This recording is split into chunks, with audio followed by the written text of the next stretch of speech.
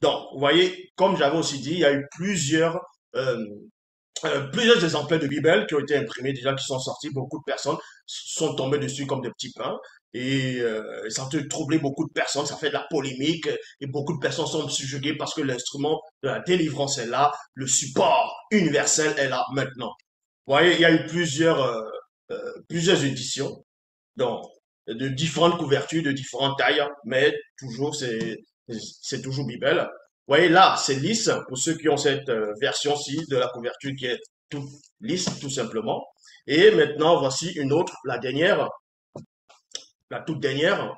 Regardez, déjà, vous voyez la différence, mais la différence est uniquement sur la couverture. Vous voyez, là, c'est plus, vous voyez, comment c'est agréable au toucher, façon dorée, couverture dorée, et ça fait exactement comme les reliefs, comme sur les cartes bleues Visa première. Vous voyez, quand vous touchez, vous sentez comme si on avait collé.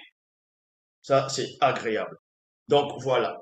Ici, nous allons, parce que quand vous lisez dans les Bibles classiques, dans le début, on vous dit, traduit d'après les textes originaux hébreux et grecs. Or, dans Bible, ce n'est pas le cas. Dans Bible, il est tout simplement dit récits primitifs ancestraux du peuple originel, traduit en français par Zulula 100. Donc, pour cela, avant de commencer, vous savez qu'il est dit dans les Bibles actuelles classiques, dans Jean 3,11, nous disons ce que nous savons et l'on rend témoignage de ce qu'on a vu, et dans Proverbe 19,2, le manque de sens n'est bon pour personne. Ici, on va aller dans Genèse chapitre 18, versets 20 à 21, dans la version classique. Donc, je vais prendre les passages et on va comparer ces passages avec Bible, la seule version authentique. Donc, dans Genèse chapitre 18, versets 20 à 21, vous pouvez vérifier dans n'importe quelle version. Il est dit ici, c'est une époque, selon les versions classiques, où celui qu'on va appeler Yahvé Adonai Jéhovah Elohim l'Éternel va descendre sur la terre. Il va apparaître, il va venir vers Abraham, accompagné de deux anges. Parce qu'on donne l'identité de ces deux personnes dans Genèse 19, oui, dans Genèse 19, où deux anges sont descendus sur Sodome et Gomorrhe vers le soir. Mais d'autres versions veulent que ces anges-là, c'est des hommes qui ont existé sur la terre à un moment donné. Dans Genèse chapitre 18, verset 20 à 21, il est ici, pendant que il y avait Adonai Jéhovah Elohim l'Éternel, il est en train de converser avec Abraham, il va révéler quelque chose à Abraham, et c'est là où vous allez comprendre que ce Yahvé Adonai Jéhovah Elohim l'Éternel n'est pas le créateur. Est-ce que vous comprenez? Parce qu'il est limité. C'est pour ça qu'on vous dit ici, dans Genèse chapitre 18, verset 20, alors l'Éternel dit à Abraham, des graves accusations contre Sodome et Gomorrhe sont montées jusqu'à moi, leur perversité est énorme. Il y avait des grands cris d'accusation contre Sodome et Gomorrhe. Et ces cris d'accusation sont montés jusqu'à Yahvé, sont montés jusqu'à Elohim, jusqu'à Jéhovah. C'est pour cela qu'il descend pour voir si ces cris sont réels, si cette accusation est véridique ou pas. Donc il doit descendre pour vérifier. Dans Bible des peuples, il est dit, je vais descendre pour voir si vraiment ils ont fait tout ce qu'ils racontent jusqu'à moi et qui crie contre eux. Le plus intéressant ici, c'est que dans la version des peuples, on vous apprend que Yahvé Adonai Jéhovah Elohim dit à Abraham, s'adresse à Abraham. Dans la conversation, il dit à Abraham que je vais descendre, qu'il va descendre pour voir vraiment si cette information est réelle. Et ensuite, il dit, ils ont fait tout ce qu'ils racontent jusqu'à moi, virgule, et qui crie. Parce qu'on vous donne l'information ici, on vous donne la révélation ici, dans la Bible des peuples, dans Genèse 18, 21, que forcément il y a quelqu'un qui a crié. Quelqu'un s'est plaint de ce qui se produisait, de ce qui se passait dans Sodome et Gomorrhe. Et Yahvé ne savait pas qui c'est qui criait ici, dans cette version, dans la Bible actuelle classique. Il ne savait pas, mais il savait néanmoins qu'il y a eu des cris d'accusation qui sont montés jusqu'à lui. Mais qui c'est qui est en train de crier? Et Yahvé montre ici que lui-même il ne savait pas. Dans la Bible des peuples, il est dit ici, je vais descendre pour voir si vraiment ils ont fait tout ce qu'ils tout ce qui raconte jusqu'à moi. Non, tout ce qui remonte jusqu'à moi plutôt. Et qui crie contre eux. Si ce n'est pas ainsi, je le saurais bien. Je le saurais. Ça veut dire qu'avant, tu ne savais pas. Donc Dieu montre ici qu'avant, il ne savait pas. Il ne sait pas si cette information est véridique ou pas. Donc il est obligé de descendre sur la terre pour vérifier de lui-même, de ses propres yeux. Bible, parole de vie. Est-ce qu'ils ont vraiment fait tout ce que j'entends dire? Point d'interrogation. Je vais descendre pour voir cela. Point. Ainsi, virgule, je saurai la vérité. Parce qu'à un moment donné, il ne sait pas cette vérité. Il ne connaît pas tout. Il dit, je saurai cette vérité. Bible a noté de Schaffner, il a dit, oui, si cela n'est pas, virgule, je veux le savoir. C'est-à-dire, je veux savoir. Dieu a besoin de savoir quelque chose. Dans le fait de ne pas savoir la chose à un moment donné, il n'est pas le maître du temps de l'espace ou bien du continuum espace-temps. Traduction du monde nouveau. Ils ont compris cette erreur.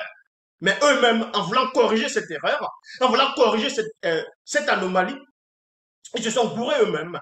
Dans la traduction du monde nouveau, il est dit, je suis bien résolu à descendre pour voir s'ils agissent tout à fait selon la clameur à ce sujet.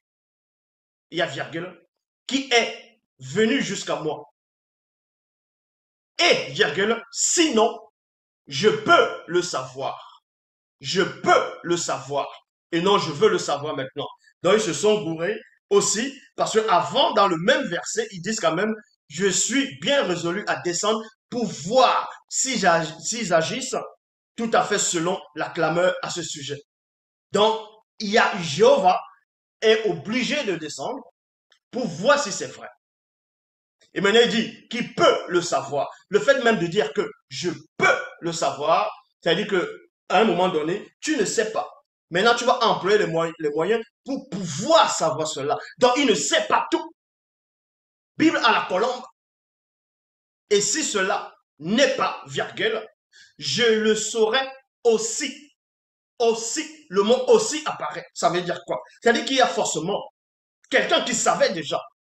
Quelqu'un a su avant Dieu, avant Yahvé, avant Jéhovah, avant Elohim, avant l'Éternel. Et on sait que le crime des habitants de Sodome et Gomorrhe, c'était contre la loi morale, c'était la loi contre nature. Et qu'est-ce qui les a poussés à faire cela? C'était les mauvais esprits, c'était les démons, c'était les bidjedjés, les satyres. Donc ces démons savaient ce qui se passait là-bas avant Dieu de la Bible classique. Ça, c'est dans les versions classiques, traduites d'après les textes originaux hébreux et grecs. Maintenant, nous allons vérifier dans la seule version Bible. Le même passage, dans Origine, chapitre 19, versets 21 à 22. Il est dit ici, Moutatedi, Moutatedi est celui qui guide et qui intronise les initiés. On vous dit ici que Moutatedi dit alors à Sango, celui qu'on va appeler Abraham dans les Bibles classiques. On vous dit ici, Moutate dit alors à Sango, les cris de plainte de l'esprit de Bati. Loba. Vous comprenez ici que Bible, c'est avec la précision. Yahvé ne savait pas qui c'est qui est en train d'accuser les habitants de Sodome et Gomorrhe. Mais Moutate dit qui a été créé par la manifestation de la volonté de Loba. Moutate dit lui sait avec précision qui c'est qui est en train de crier. Donc Moutate dit a plus de connaissances, est supérieur à Yahvé, à Jéhovah, Elohim, l'Éternel. Origine chapitre 19, versets 21 à 22. Moutate dit alors à Sango, les cris de plainte de l'esprit de Mboti. Mboti, c'est celui qu'on appelle Lot dans les Bibles classiques, contre les habitants de Weya et de Sépè, sont graves. Leurs péchés sont énormes et contre nature. Point. C'est pourquoi les deux veilleurs vont descendre d'après le bruit venu jusqu'à nous, nous qui vivons par-delà les cieux visibles. Et c'est le cas, virgule, je le sais, Moukatedi dit qu'il sait que ça, c'est la vérité. Il sait parce qu'il le sait. Parce qu'il a pénétré cela, il a vu cela, il avait vu avant même que la scène ne se manifeste. Contrairement à Yahvé, à Jéhovah, à Elohim, à l'Éternel. Moukatedi il dit ici, c'est pourquoi les deux veilleurs vont descendre d'après le bruit venu jusqu'à nous pour pouvoir extirper un des initiés dans cet endroit, pour ramener le châtiment. Ils ne sont pas descendus ici pour vérifier si c'est vrai. Ils savaient que c'était vrai, mais ils descendent dans le visible, dans le passé, qui est le présent de ses habitants. C'est pour ça que Moukat dit ici. Et c'est le cas, je le sais. Oh, Yahvé, lui, il a besoin de savoir. Yahvé veut savoir. Yahvé dit, je le saurai. Mais Moukat dit pas qu'il lui le saura, qu'il veut savoir. Mais il dit, je le sais. Il y a point. Et eux, ils vont dire, traduit d'après les textes originaux. Or, Bible, ce n'est pas traduit d'après les textes originaux. Parce que c'est l'original ici. Récits primitifs ancestraux du peuple originel. On va aller maintenant dans Genèse, chapitre 11, verset 5. Dans les Bibles classiques, il est dit, alors le Seigneur descend du ciel pour voir la ville et la tour que les êtres humains sont en train de construire. Donc, vous dit ici qu'à un moment donné, les habitants sur la terre se sont mis à bâtir une tour. Dans d'autres versions, c'est une pyramide aussi. Et Dieu, Yahvé, a vu cela, est descendu pour voir. Donc, étant dans le ciel, il ne pouvait pas rester là-bas pour bien voir. Il a fallu qu'il descende bien pour vérifier, pour regarder les détails. Genèse 11, 5. Alors, le Seigneur descendu du ciel. Yahvé, Adonai, Jéhovah, Elohim, descendu du ciel pour voir la ville et la tour que les êtres humains sont en train de construire. Or, on va dans Origine, chapitre 11, verset 5. Dans Bible, il est dit, et Moutat dit, inclina les cieux visibles et descendit, virgule, un sombre mangaba, c'est-à-dire océan primordial, ténébreux, sous les pieds. Il y avait une obscurité épaisse. Sous ses pieds, Moutat dit, descendit pour exercer et non pour voir, mais pour exercer une sentence contre les bâtisseurs de la ville et la pyramide qu'avaient bâti les non-initiés. Parce que Moutat dit, c'est déjà, avant que la chose n'arrive, Moutat dit, a informé, a pénétré cela. Exactement comme toutes les entités du grand ordre des choses. Contrairement à Yahvé qui est limité.